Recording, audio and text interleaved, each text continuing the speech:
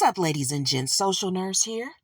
The people that are protesting in Chicago are getting a response from government authorities, minus the National Guard.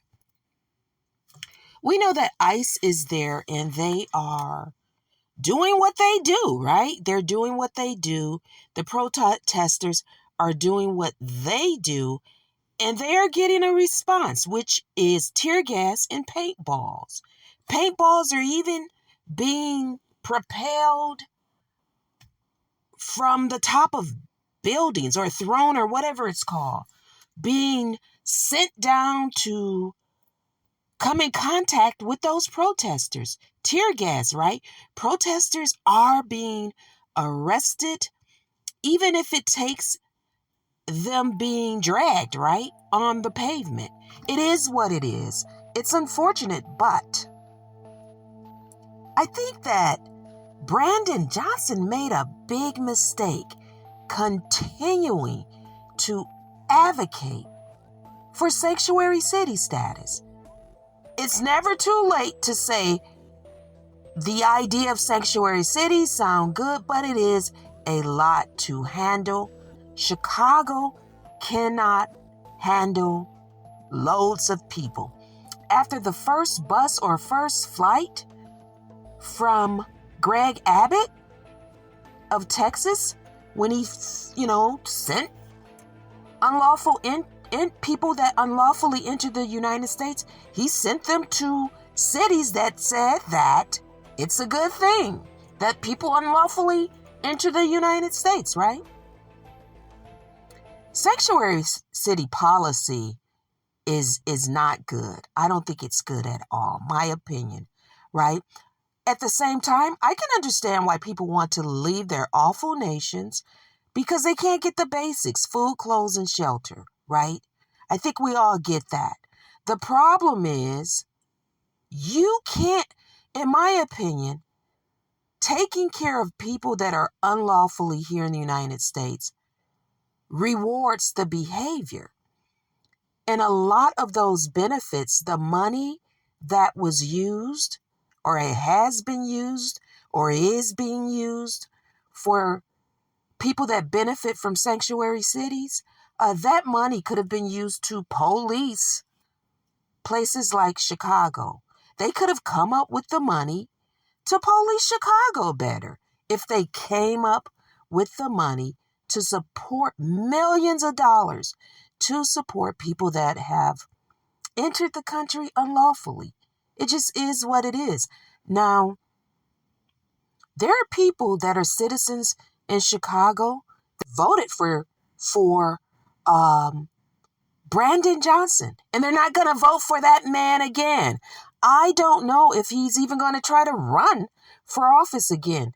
They do not have a recall process in Chicago.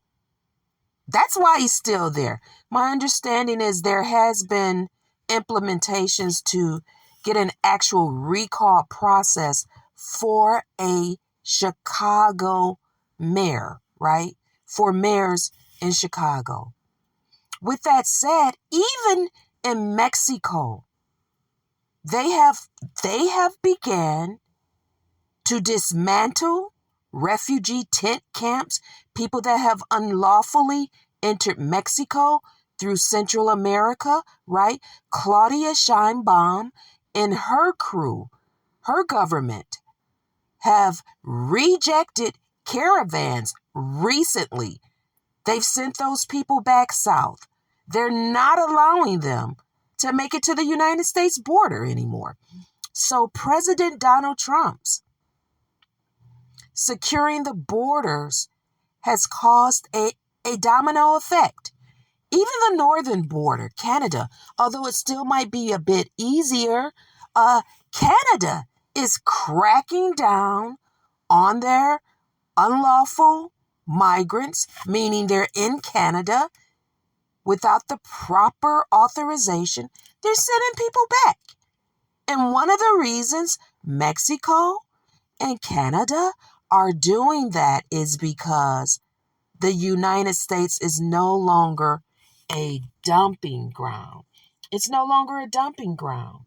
People just can't come in here unlawfully anymore. God for us all. Hopefully, those people that are trying to get out of their nations get some sort of, I don't know, new governments.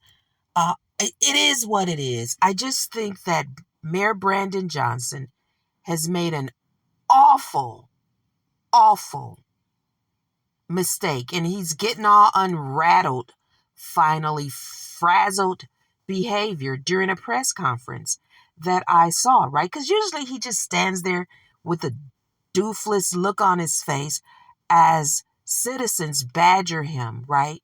He had a press conference recently where he really raised his voice and got all bent out of shape. That man is a horrible mayor, in my opinion, and he should have soon, very soon, after those migrants arrived in Chicago, changed his mind.